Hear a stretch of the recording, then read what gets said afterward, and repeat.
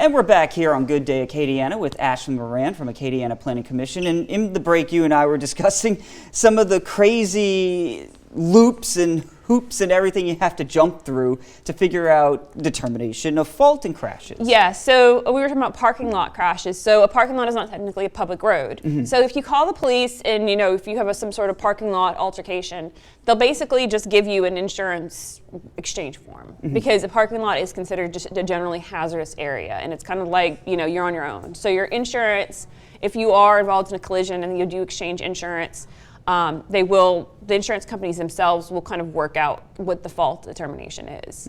And then that, a big part of that is if you have what's called comp and collision coverage. And, insurance agents do push this for a good reason because we have a lot of hit and runs of parking lots. We have a lot of dings in parking lots. If you want to get that fixed, if you file that through your insurance, you will have to have what's called comprehensive and collision coverage.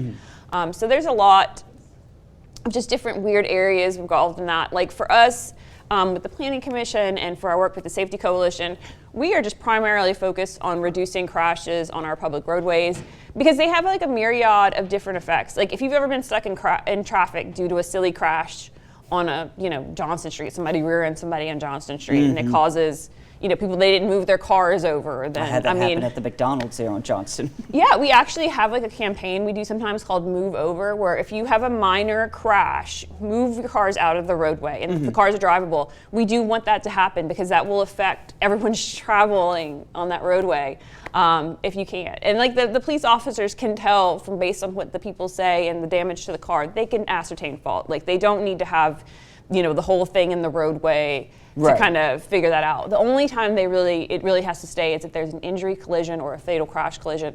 That involves a lot more involved crash investigation. They'll get out total stations and shoot points and stuff. So. Right. Well, this is very helpful. I mean, it's always difficult in that situation, but then when you don't know what's all supposed to happen, this definitely helps it out a little bit more. Thank you, Ashley, for joining us. We will see you back here soon, but in the meantime, we have to talk about the weather because